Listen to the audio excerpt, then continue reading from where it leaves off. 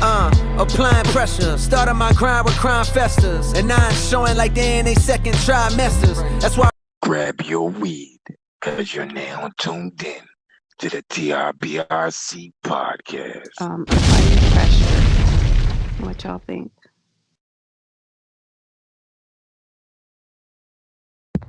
Oh man. Yo, J Cole is using a lot of East Coast, like Northeast type swag, bro. Like that beat is hip hop, brother. Like the essence of hip hop was that beat. Like I love hip hop, man. That production on there just reminds me of why I love hip hop so much. That beat was just hip hop, and then he was rapping on there too, and. Like, I just want to say this, man. He better have somebody from New York, New Jersey, or Philly up on this album.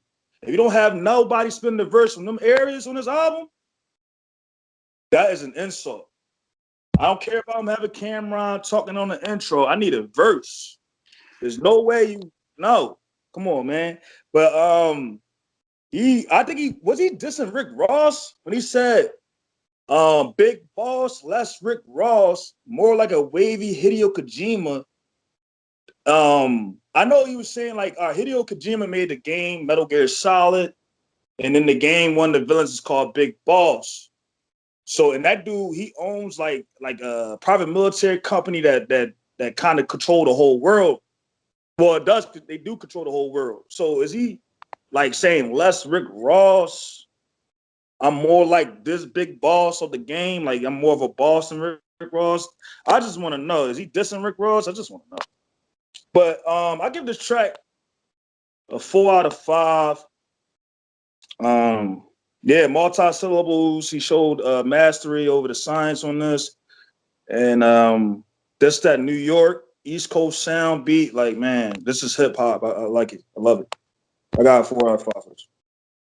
All right, I'm gonna come in YMF and say, to me, this is farthest I got on the album so far. To me, this is my favorite track, and I can hear Cassidy on the remix on this. I can hear Cassidy spitting some crazy bars to that beat, and I like the fact that he was like, "Yo, cats need to stop this fronting and this lying on songs like that part where he was like, cats got the hard whip, got the hard rides."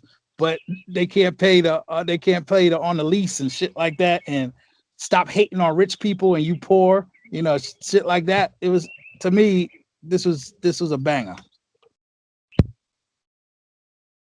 Yeah, he was definitely applying pressure with this song here. Like YMF said, this is classic hip hop. I give it a 4.5 out of 5 for me. Just very well put together. The production, crazy, this so far in this, from what we've heard, one thing is extremely consistent and is that amazing production. But yeah, 4.5, classic hip hop, great song. I'm gonna have to skip this one because I had to get up and handle something, but I'm gonna listen to that one again. I'm back now though. All good, all good. You missed a good one, Mob. That's just my opinion. No, yeah, the beginning of the beat and everything was fire, but I'm in the middle of working and doing shit too, so. It's all good. Let me stop the recording here. The song not that long though. You can run that shit back real quick. You could edit it out if I just stay recording, or should I stop recording? No, I can edit it out. Go ahead. All right, let me play it back. All right, go ahead, Mob. I'm saying that was dope. I do like it. It does have like a nice like an old school type of like old school rap, but maybe early 90s type of, late 80s, early 90s type of beat or something. I don't know.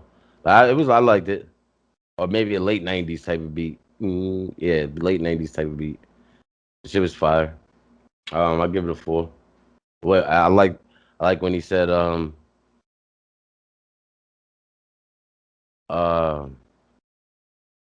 not the fucking It was a couple things that I like, but I can't really spit it off the top again. But it was something. It was fire. Because I'm gonna chop this shit up again because I got to. But it was all right. I liked it. 4. Yeah, I wanted to make another comment too. Like listening to the outro, like his little rant at the end.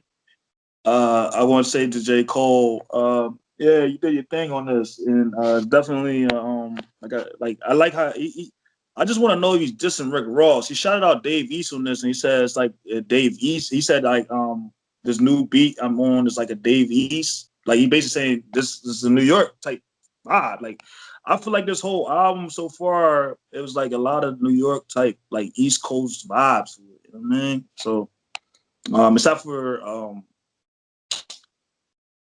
yeah, so yeah, I like it. I just want to know if he was dissing Rick Ross. And he said some real shit about how a lot of these rappers are broke and they leasing shit and they're not being real. You know what I mean? But yeah, I think I gave this a 4 out of 5. Yeah, I think I gave this a 2. Yeah, YMF, just before we get out of this one, I like that little sample of whoever was giving that speech. If I'm not mistaken, I'm thinking it might have been Martin Luther King, but they kind of slowed it down so you can't really hear the voice. But he said he was talking about we coming to the White House to get our check. Yeah, that was MLK. Yeah. That's the speech he gave 3 days before they blew hit him with that sniper bullet. But he was like, they had to kill his ass because like Martin King wasn't bullshitting at that point in time. He was not bullshit. He said integration. He said integration is the worst thing. He said I brought my people into a burning house. He said now they ain't going. We need that fucking check.